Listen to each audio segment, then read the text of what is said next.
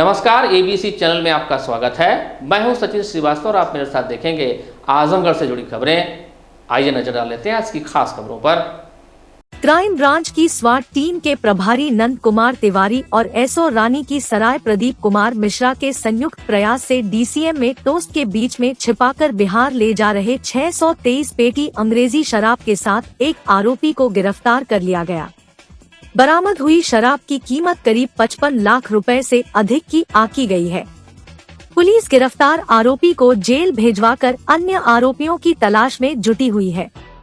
Police को मिली इस कामयाबी की रानी की सराय थाना में जानकारी देते हुए एसपी सिटी शैलेंद्र लाल ने बताया कि रानी की सराय थाना पुलिस व एसओजी टीम सोमवार की रात थाने पर किसी मामले को लेकर वार्ता कर रही थी। इसी दौरान मुखबिर से सूचना मिली कि चेकपोस्ट से एक ट्रक भारी मात्रा में बाहरी अंग्रेजी शराब लेकर गुजरने वाली है। इस सूचना पर एसओजी व रानी की सराय थाना पुलिस ने चेकपोस्ट पर घेराबंदी कर वाहनों की जांच शुरू कर दिया। कुछ ही देर में एक ट्रक को पुलिस ने पकड़ा, जिसमें टोस्ट के पेटी के बीच कुल 623 पेटी अंग्रेजी शराब छुपा कर रखी गई थी। बीच में शराब रखकर चारों तक टोस्ट की कुल 417 पेटी रखी हुई थी। वहीं पुलिस ने एक व्यक्ति को गिरफ्तार भी किया है। गिरफ्तार आरोपी संदीप गौतम पुत्र रामलाल गौतम है। वह जौनपुर जिले के महाराजगंज थाने के बनबहा देवीगंज गांव का निवासी है। एसपी सिटी के मुताबिक गिरफ्तार अभियुक्त ने बताया कि हम लोग पंजाब से कम दामों पर शराब खरीदकर चोरी छिपे बिहार ले जाकर महंगे दामों पर बेचते हैं, जिससे काफी पैसा मिलता है। अपनी व गाड़ी की पहचान छिपाने के लिए व पुलिस से बचने के लिए बीच बीच में ड्राइवर व नंबर प्लेट बदलते रहते हैं तथा गाड़ी से माल चेक करने पर 3 लेयर टोस्ट का पैकेट का रेक पीछे तथा ऊपर लगा देते हैं, जिससे गाड़ी चेक करने पर शराब पकड़ी न जाए तथा माल की फर्जी विल्टी भी रखते हैं। थाना रानी की सराय पर एक ट्रक पकड़ा गया है जो रस से ऊपर लदा हुआ था और जिसके अंदर भारी मात्रा में इंपीरियल ब्लू ब्रांड की शराब इसमें भरी हुई थी। इसमें 623 पेटी जो लगभग 20,000 लीटर होता है, जिसकी मूल्य लगभग 55 लाख रुपए है, ये यहाँ पे बरामद हुई है। एक आदमी की गिरफ्तारी करी गई है जिसका नाम संदीप गौतम है। ये थाना महाराजगंज जौनपुर का रहने वाला है। इससे पूछताछ की गई। इसके द्वारा बताया गया कि ये माल पंजाब से चला था और इसको बिहार सप्लाई होना था। तो हम लोग इसके विषय में सारी जानकारी कर रहे हैं कि कौन लोग थे जिन्होंने इसको वहां से लादा है माल को, और कौन लोग वो हैं जिनको ये डिलीवरी प्राप्त करनी थी। इन सभी के विरुद्ध पुलिस के द्वारा कठोर से कठोर कार्रवाई की जाएगी। क्या ये नकली शराब है और किस तरीके से इसको ले जाने का? नहीं, ये फैक्ट्री मेड शराब है, नकली शराब नहीं है। ये पंजाब की शराब है और इसको बिहार ट्रांसपोर्ट किया जा रहा था। इसके ऊपर रस्क लदा हुआ था। जो रस्क लदा हुआ था ये दिल्ली का रस्क है। जो इंजन नंबर, चेसिस नंबर से जानकारी करी गई इस ट्रक के बारे में, ये ट्रक सहारनपुर का ट्रक है। तो इन सभी बिंदुओं को लेते हुए इसमें विवेचना साइंटिफिक बेसिस पे की जाएगी और सभी लोगों को इसमें जो दोषी हैं उनके विरुद्ध कार्रवाई की जाएगी। तो इसके पहले भी इस तरीके की चीजों में संलिप्त रहे हैं लोग? इस आदमी का पूर्व आपराधिक इतिहास नहीं है जो देखा गया, परंतु इसके द्वारा पूछताछ में ये बताया गया है कि पूर्व में ये तीसरी बार है ये माल लेकर जा रहा था। तो हम लोग इससे डिटेल में पूछताछ कर रहे हैं। बाकी और जानकारियां जो हमारे पास हैं, जो अलग अलग जगह से जहां से माल इसमें जहां रस चढ़ाया गया, जहां से ट्रक लिया गया, सभी को सम्मिलित करते हुए इसमें साइंटिफिक बेसिस पे विवेचना की जाएगी। किस स्टेट का ये ट्रक था सर? ये सहारनपुर का ये ट्रक है और इसमें जो रस्क लदा हुआ था ये दिल्ली का इसमें रस्क लदा हुआ था। पुलिस इसे कितनी बड़ी कामयाबी मान रही? अब हम लोग एक मुकदमा पहले भी निजामाबाद लिखा गया था, इंपीरियल ब्लू का, उसमें पकड़ा गया था। हम इन दोनों केसेस को साथ लेके चलेंगे और इसके द्वारा जो हम लोग को जानकारी दी गई है उसी बेसिस पे हम लोग सभी लोग जो इसमें सम्मिलित है सभी के विरुद्ध कार्रवाई करेंगे। वैवाहिक समारोह में असल है संग डांस का एक वीडियो सोशल मीडिया पर वायरल हो रहा है, जिसे पुलिस ने संज्ञान में लेते हुए जांच की कवायद में जुट गई है। वायरल वीडियो रौनापार थाना क्षेत्र के किसी वैवाहिक समारोह का बताया जा रहा है।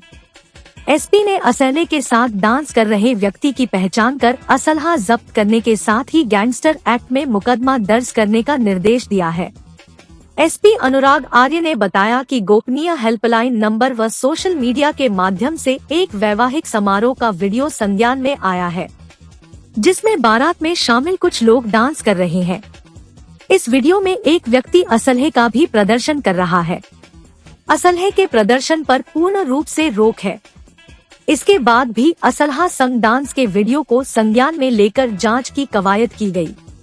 जांच में वीडियो रौनापार थाना क्षेत्र का सामने आया है, जिस पर एसओ रौनापार को वीडियो की जांच कर असलहा प्रदर्शन करने वाले व्यक्ति को चिन्हित कर मुकदमा दर्ज करने, असलहा को बरामद कर जब्त करने का निर्देश दिया है। एसपी ने कहा कि ऐसे लोगों पर गैंगस्टर एक्ट में भी कार्रवाई की जाएगी। लगभग 2 घंटे पहले मेरी गोपनीय हेल्पलाइन जो है उसके थ्रू और सोशल मीडिया के माध्यम से एक वीडियो प्रकाश में आया है, जिसमें एक व्यक्ति द्वारा शस्त्र का प्रदर्शन किया जा रहा है। इसमें एक फोटो है और एक वीडियो सामने आया है। थाना प्रभारी रौनापार को तत्काल इसके विरुद्ध एफआईआर पंजीकृत करने के लिए निर्देशित कर दिया गया है। इसका आपराधिक इतिहास भी डीसीआरबी के माध्यम से निकलवाया जा रहा है। आपराधिक इतिहास के आधार पर गुंडा गैंगस्टर एक्ट के अंतर्गत भी कार्रवाई की जाएगी और जो भी शस्त्र इसमें इस्तेमाल हुआ है, ये कब की घटना है, कब की वीडियो है, इसकी तहकीकात की जाएगी। उसको भी जब्त करते हुए आगे की कार्रवाई आर्म्स एक्ट के अंतर्गत की जाएगी। लोकसभा चुनाव 2024 की तैयारियों के मद्देनजर बुधवार को जिला निर्वाचन अधिकारी, जिलाधिकारी विशाल भारद्वाज व उप जिला निर्वाचन अधिकारी, अपर जिलाधिकारी ने ईवीएम वीवीपैट वेयर हाउस का बाहरी निरीक्षण किया। मुख्य निर्वाचन अधिकारी उत्तर प्रदेश लखनऊ एवं भारत निर्वाचन आयोग के दिए गए निर्देशों के क्रम में जिला निर्वाचन अधिकारी द्वारा गैरचुनाव अवधि के दौरान मासिक रूप से वेयर हाउस में ईवीएम एवं वीवीपैट के सुरक्षित भंडारण एवं सुरक्षा का निरीक्षण किया गया। निरीक्षण के दौरान ईवीएम वीवीपैट वेयर हाउस में आयोग के एसओपी के अनुसार लगे सामग्री सही पाई गई। इस अवसर पर फायर ब्रिगेड सिस्टम, सीसीटीवी आदि का निरीक्षण किया गया। जिलाधिकारी ने सहायक जिला निर्वाचन अधिकारी को आवश्यक दिशा निर्देश दिए। उन्होंने कहा कि यदि कहीं कोई समस्या आती है तो तत्काल अवगत कराएं। जिलाधिकारी ने समस्त क्षेत्र का तथा सुरक्षा व्यवस्थाओं का जायजा लिया। इस दौरान उन्होंने उपस्थित सुरक्षा कर्मियों से वार्ता की एवं उनको आवश्यक दिशा निर्देश दिए। जिलाधिकारी ने साफ सफाई की व्यवस्था में सुधार के निर्देश दिए। निरीक्षण के दौरान अपर जिलाधिकारी प्रशासन राहुल विश्वकर्मा, सहायक जिला निर्वाचन अधिकारी ब्रिजेश श्रीवास्तव एवं अन्य संबंधित अधिकारी तथा समस्त निर्वाचन स्टाफ उपस्थित रहे। माननीय भारत निर्वाचन आयोग के निर्देशों के क्रम में आज जिला निर्वाचन अधिकारी, जिलाधिकारी महोदय आजमगढ़ द्वारा ईवीएम वीवीपैट स्ट्रांग रूम जो स्टोरेज हॉल बना हुआ है यहाँ कलेक्ट्रेट परिसर में, उसका बाह्य निरीक्षण किया गया। ये मासिक निरीक्षण था जिसमें तालों को देखा जाता है कि तालों पर जो सील पिछली बार बंद की गई थी राजनीतिक दलों की उपस्थिति में, वो अटूट है। तो इसी चीज़ का था और अन्य हमारे मुख्य अग्निशमन अधिकारी के साथ जो है, जो यहाँ का फायर ऑडिट हुआ है, उसमें जो चीजें पाई गई हैं उसके बारे में जानकारी की गई। राहगीरों व स्थानीय लोगों की सहूलियत के लिए स्थापित हुए निःशुल्क प्याऊ पर खाकी की नजर टेढ़ी हो चुकी है, जिसको लेकर प्रयास सामाजिक संगठन व स्थानीय लोगों ने बुधवार को डीएम से मिलकर जनहित में प्याऊ न हटाने की गुहार लगाते हुए अन्यत्र पुलिस के पिंक बूथ बनाए जाने की मांग की गई। सौंपे गए पत्रक में प्रयास सामाजिक संगठन के अध्यक्ष रंजीत सिंह ने बताया कि आजमगढ़ शहर के मेन चौक पर लाखों रुपए की लागत से निःशुल्क प्याऊ लगाया गया है, जिससे सुबह से लेकर रात्रि तक हजारों लोग प्रतिदिन पेयजल का उपभोग करते हैं। गर्मी के दिनों में चौक पर यही एक निःशुल्क प्याऊ आम जनमानस व राहगीरों के गले को तर करता है। इस एकमात्र साधन के बगैर दूसरा विकल्प दिए बिना ही प्याऊ को हटाया जाना अनुचित है। शहर का मुख्य चौक होने के कारण हमेशा यहाँ भीड़ रहती है। मजदूर, पल्लेदार आदि यही खड़े होकर रोटी की जुगत करते हैं। उन्हें ऐसी सूचना मिल रही कि पुलिस विभाग द्वारा उक्त प्याऊ को हटाकर पिंक बूथ बनाया जाएगा। प्याऊ के हटने से गरीबों व आम जनमानस को पानी के लिए काफी कठिनाइयों का सामना करना पड़ेगा। प्रयास ने मांग किया कि जनहित को देखते हुए मेन चौक पर लगे प्याऊ को न हटाया जाए, पिंक बूथ को अन्यत्र स्थान पर स्थापित कर कानून व्यवस्था को मजबूत किया जाए। आज सामाजिक संगठन प्रयास की टीम और हमारे चौक निवासी स्थानीय लोगों की टीम ने जो है संयुक्त रूप से यहाँ पर जिलाधिकारी महोदय को ज्ञापन सौंपा है, जिसके माध्यम से अवगत कराया गया कि वहाँ पर चौक पर वहाँ पश्चिम कोने पर एक प्याऊ लगा हुआ है, जिससे तमाम आम गरीब जनमानस उस प्याऊ से लाभान्वित होता है। गर्मी में लोग पानी पीते हैं।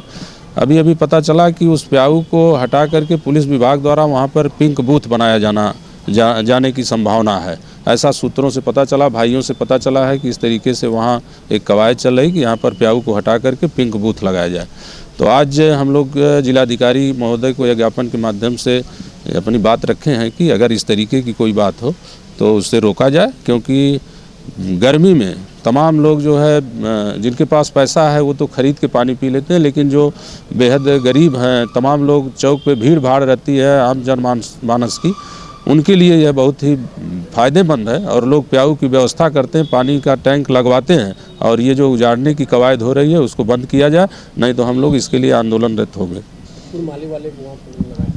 तमाम लोग वहाँ अगल बगल लगाते हैं जिनकी रोजी रोटी भी जाएगी। पश्चिम कोने पे प्याऊ है, जिससे आम जनमानस जितने गरीब वर्ग हैं ज़्यादातर उस टंकी का यूज, उस पानी का यूज ज़्यादातर गरीब वर्ग करते हैं। रिक्शा वाले हुए, पटरी वाले हुए, आम जनमानस जो वहाँ से गुजरता है, जिनको पानी की व्यवस्था नहीं मिल पाती है, उसी टंकी से सारे लोग यूज करते हैं।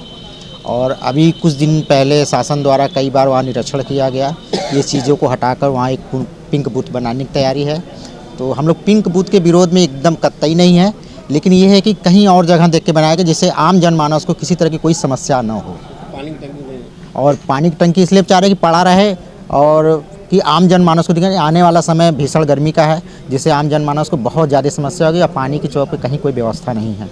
आजमगढ़ में 10 फरवरी से 28 फरवरी तक फाइलेरिया उन्मूलन कार्यक्रम के अंतर्गत घर घर जाकर फाइलेरिया के उन्मूलन से संबंधित दवाओं का वितरण किया जाएगा। इसके लिए वृहद स्तर पर अभियान चलाया जाएगा और टीमों का गठन किया गया है। मामले में मुख्य चिकित्सा अधिकारी डॉक्टर इंद्र नारायण तिवारी ने बुधवार को अपने कार्यालय पर प्रेस वार्ता कर जानकारी दी। उन्होंने बताया कि शासन के निर्देश के अनुसार फाइलेरिया उन्मूलन कार्यक्रम का आयोजन जनपद में 10 से 28 फरवरी के बीच किया जाएगा, जिसके अंतर्गत 1 वर्ष से ज्यादा उम्र के 46,01,647 लोगों को फाइलेरिया उन्मूलन की दवा घर घर जाकर दी जाएगी। इसके लिए 4009 टीमों का गठन किया गया है। 8018 कर्मियों को लगाया गया है। इसके साथ ही 669 सुपरवाइजर की तैनाती की गई है।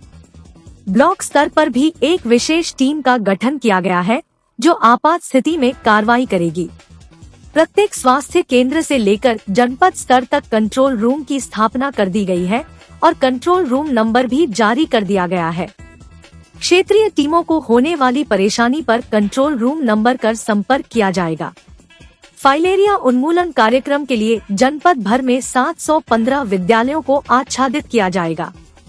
उन्होंने बताया कि वर्ष 2023 में जनपद में फाइलेरिया लिम्फोडिमा के 848 मरीज पाए गए और हाइड्रोसील के 274 मरीज चिन्हित किए गए, जिनका इलाज किया गया। सुनते हैं सीएमओ ने क्या जानकारी दी। राज्य स्तर से प्राप्त दिशा निर्देश के अनुसार फाइलेरिया उन्मूलन का कार्यक्रम जनपद आजमगढ़ में संचालित किया जाना है। 10 फरवरी से लेकर 28 फरवरी तक ये कार्यक्रम चलाया जाएगा, जिसके माध्यम से फाइलेरिया उन्मूलन कार्यक्रम के अंतर्गत 1 वर्ष से ऊपर के सभी लाभार्थियों को घर घर जाकर दवाइयाँ खिलाएंगे। इस कार्यक्रम के लिए हमारा जो जनपद का लक्ष्य है 46,01,647 का है। इस कार्यक्रम में हमने 4009 टीमों का गठन किया है, जिसमें कुल 8018 कर्मी काम करेंगे, जो घर घर जाकर के सभी घरों में चिन्हित करके लोगों को दवाइयाँ खिलाएंगे। इस काम के लिए 669 सुपरवाइजर लगाए गए हैं। अभियान के दौरान 715 स्कूलों का भी आच्छादन किया जाएगा। इस कार्यक्रम को सुचारू रूप से संचालित करने के लिए हमने आरआरटी टीम भी गठित की है, जो ब्लॉक स्तर पर क्रियाशील रहेंगी। जहाँ भी किसी भी तरह की कोई परेशानी होगी वो तुरंत उसके अनुसार कार्य करेंगी। साथ ही सभी सामुदायिक स्वास्थ्य केंद्रों पर कंट्रोल रूम बनाया गया है। जनपद स्तर पर भी फाइलेरिया प्रोग्राम के लिए कंट्रोल रूम बनाया गया है, जिसमें हमने कंट्रोल रूम नंबर चिन्हित कर दिया है, जिसके माध्यम से सभी जो क्षेत्रीय टीमें काम कर रही हैं, कोई भी असुविधा होने पर या किसी जन शिकायत के होने पर हम तत्काल उस पर क्रियान्वयन कर सकते हैं। वर्ष 2023 में फाइलेरिया के लिम्फोडिमा के 848 केस चिन्हित किए गए हैं और हाइड्रोसील के 274 केस चिन्हित किए गए हैं। जो फाइलेरिया के केसेज हैं उनमें MMDP-DT किट का वितरण किया गया है और अब तक 154 हाइड्रोसील का ऑपरेशन कराए जा चुके हैं। फाइलेरिया एक वेक्टर बार्न बीमारी है जो मच्छर के द्वारा एक संक्रमित व्यक्ति से स्वस्थ व्यक्ति में उसका प्रसार होता है। इसमें एक पैरासाइट होता है जो संक्रमित व्यक्ति के खून में जाकर के इन्फेक्शन के बाद उसमें रिकरेंट बुखार बार बार बुखार आने का, सिर दर्द होने का अटैक्स होते हैं और कम से कम इसके जो विजिबल सिम्टम्स होते हैं, जो दिखाई देते हैं, वो 8 से 10 साल के बाद होते हैं, जिसमें शरीर के डिपेंडेंट पार्ट में जो जैसे हाथ हुआ या पैर हुआ या ब्रेस्ट हुआ या स्क्रोटम हुआ, अंडकोश हुआ, वहाँ पर सूजन होने लगती है। पैरों में जो सूजन होती है तो उसको हाथी पाँव कहते हैं, जिसके आप सामान्य भाषा में फाइलेरिया को हम हाथी पाँव के रूप में ही बताते हैं। तो एक बार अगर ये सिम्टम्स शुरू हो गए, लिम्फेडिमा के केसेस शुरू हो गए, पैरों में सूजन आने लगी, स्क्रोटम में सूजन आने लगी, तो इसका फिर केवल हम कंजर्वेटिव ट्रीटमेंट ही कर सकते हैं। लेकिन अगर हम बीच बीच में प्रतिवर्ष ये अभियान चलाया जा रहा है, अगर पूरे समुदाय को इन दवाइयों को खिला सकेंगे तो निश्चित रूप से फाइलेरिया के केसेस हमारे खत्म हो जाएंगे। 7 वर्षीय मासूम बच्ची के साथ दुष्कर्म के मुकदमे में सुनवाई पूरी करने के बाद अदालत ने एक आरोपी को 12 वर्ष के कठोर कारावास तथा 40,000 रुपए अर्थदंड की सजा सुनाई। यह फैसला पोक्सो कोर्ट के जज राम नारायण ने बुधवार को सुनाया। अभियोजन कहानी के अनुसार मुबारकपुर थाना क्षेत्र के एक गांव में 7 वर्षीय मासूम बच्ची 17 जनवरी 2019 को रात में लघुशंका के लिए घर से बाहर निकली। तभी आरोपी बिंदु गौड़ उर्फ नंदकिशोर पुत्र धनपति गौड़ निवासी डीह थाना मुबारकपुर पीड़िता को जबरदस्ती उठा ले गया और गांव के बाहर खेत में उसके साथ दुष्कर्म किया। इस मामले में पुलिस ने जांच पूरी करने के बाद आरोपी नंदकिशोर गौड़ के विरुद्ध चार्जशीट न्यायालय में प्रेषित कर दिया। अभियोजन पक्ष की तरफ से विशेष लोक अभियोजक अवधेश कुमार मिश्रा तथा दौलत यादव ने पीड़िता समेत 9 गवाहों को न्यायालय में परीक्षित कराया। दोनों पक्षों की दलीलों को सुनने के बाद अदालत ने आरोपी बिंदु गौड़ उर्फ नंदकिशोर गौड़ को 12 वर्ष की कठोर कारावास तथा 40,000 रुपए अर्थदंड की सजा सुनाई। जिलाधिकारी विशाल भारद्वाज की अध्यक्षता में बुधवार को कलेक्ट्रेट सभागार में कर एवं करेत्तर की समीक्षा बैठक आयोजित की गई। जिलाधिकारी ने स्टाम्प एवं पंजीकरण, आबकारी, GST, RTO, PWD एवं नगर विकास विभाग को लक्ष्य के सापेक्ष 100% वसूली सुनिश्चित करते हुए राजस्व में वृद्धि करने हेतु निर्देशित किया। उन्होंने कहा कि सभी विभागों का मुख्य उद्देश्य राजस्व में वृद्धि करना है, इसलिए राजस्व वसूली में किसी प्रकार की लापरवाही न दिखाई जाए। उन्होंने GST को ऑटोमोबाइल कंपनियों एवं पंजीकृत व्यापारियों से टैक्स वसूल कर राजस्व वृद्धि करने के निर्देश दिए। जिलाधिकारी ने RTO एवं खनन विभाग को संयुक्त रूप से अभियान चलाकर बाहर से आने वाले माल वाहनों, ट्रकों का चालान करते हुए राजस्व वसूली सुनिश्चित करने की निर्देश दिए। उन्होंने कहा कि हरियाणा एवं बिहार से आने जाने वाले अवैध वाहनों की चेकिंग करते हुए चालान काटना सुनिश्चित करें। उन्होंने खनन विभाग को अब तक जिन ईंट भट्ठों से वसूली नहीं हुई है, उनसे तत्काल वसूली करते हुए राजस्व में वृद्धि करने के निर्देश दिए। उन्होंने लोक निर्माण विभाग को बकाया वसूली सुनिश्चित करने के निर्देश दिए। जिलाधिकारी ने इसके साथ ही मंडी परिषद, विद्युत, नगर विकास, वानिकी विभाग को भी लक्ष्य के सापेक्ष वसूली सुनिश्चित करते हुए राजस्व में वृद्धि करने के निर्देश दिए। बैठक में अपर जिलाधिकारी वित्त एवं राजस्व आजाद भगत सिंह, ARTO, अधिशासी अभियंता विद्युत, मंडी परिषद, PWD एवं अन्य संबंधित विभाग के अधिकारी उपस्थित रहे। बुधवार को जिला अधिकारी कार्यालय में ज्ञापन देने के लिए भारी संख्या में जल निगम के कर्मचारी पहुंचे। उन्होंने ज्ञापन देकर 21 फरवरी को एक प्रादेशिक आंदोलन किए जाने का आह्वान किया है। बढ़ती महंगाई के चलते वेतनमान बढ़ाने और नियमित कर्मचारियों की पेंशन को लेकर मुख्यमंत्री को संबोधित ज्ञापन जिला अधिकारी कार्यालय में सौंपा गया। उत्तर प्रदेश जल निगम संघर्ष समिति के नेतृत्व में जल निगम के कर्मचारी जिला अधिकारी कार्यालय पहुंचे। जल निगम के कर्मचारियों ने ज्ञापन के माध्यम से यह मांग की बढ़ती महंगाई के चलते 7वां वेतनमान लगाया जाए। इसके साथ ही नियमित कर्मचारियों को लेकर पेंशन संबंधी समस्याओं को भी हल किया जाए। ज्ञापन देने वाले जल निगम कर्मचारियों का कहना है कि लगातार विभागीय माध्यम से इस समस्या को बताया जा रहा है, लेकिन कोई निस्तारण नहीं हो पा रहा है। इसलिए मुख्यमंत्री योगी आदित्यनाथ को संबोधित ज्ञापन जिला प्रशासन को अपनी समस्याओं से अवगत कराने के लिए दिया गया है। उन्होंने कहा कि अगर हमारी मांगों का निस्तारण नहीं किया गया तो 21 फरवरी को लखनऊ के जल निगम प्रधान कार्यालय में बड़ा आंदोलन किया जाएगा।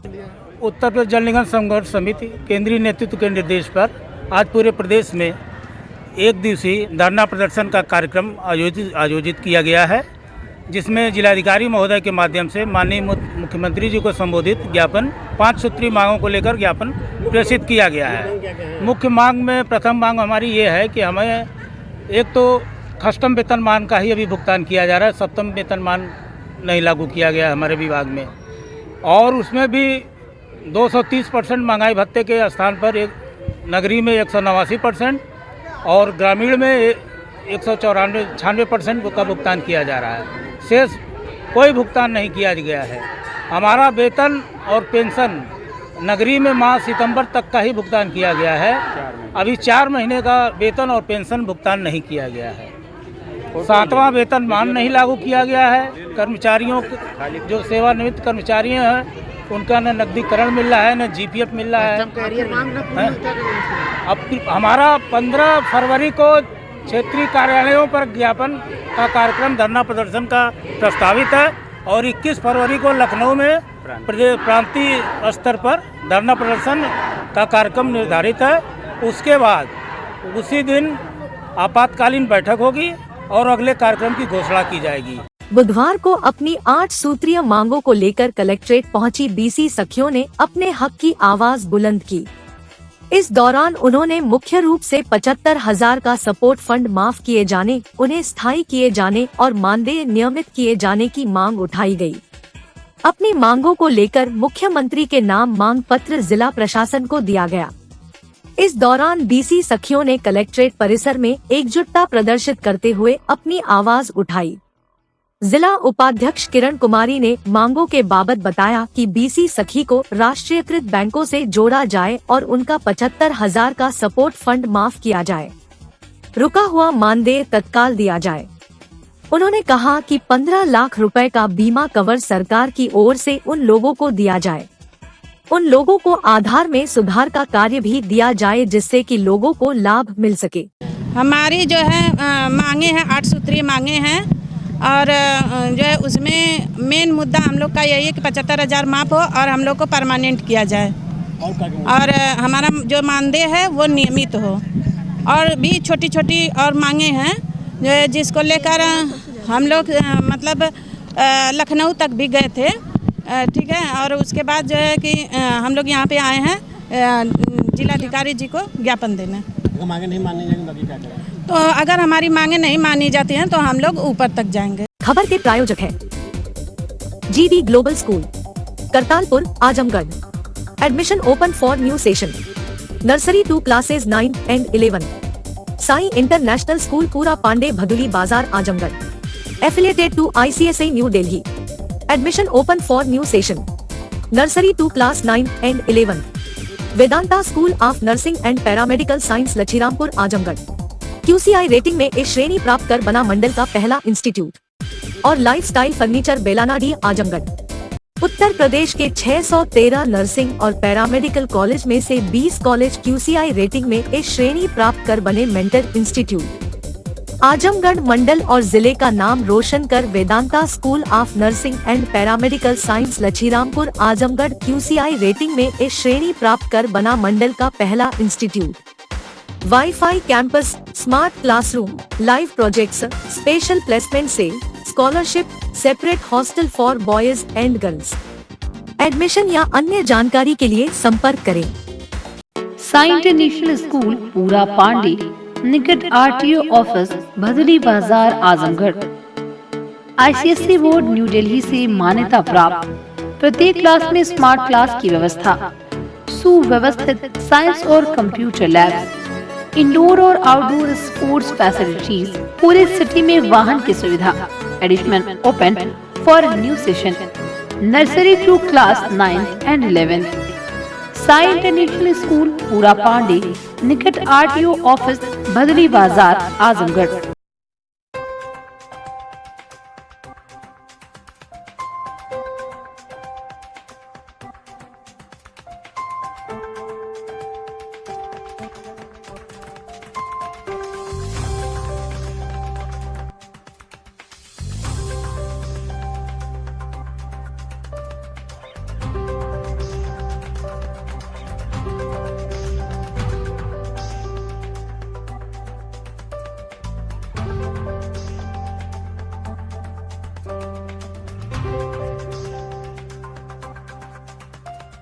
Lifestyle furniture, Belnadi, Azamgarh.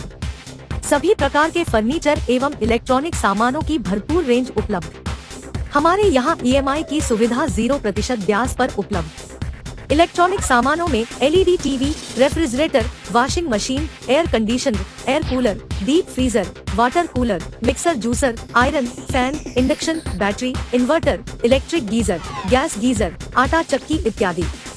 Furniture के सामानों में बेड, गद्दा, सिंगारदान, अलमीरा, sofa, table, chair, rack, stool, संदीली, सीढ़ी, डाइनिंग टेबल, झूला आदि। शादी विवाह की हो तैयारी या ऑफिस और घर के लिए सामानों की करनी हो खरीदारी, पहुंचिए लाइफस्टाइल फर्नीचर, बेलनाडी, आजमगढ़।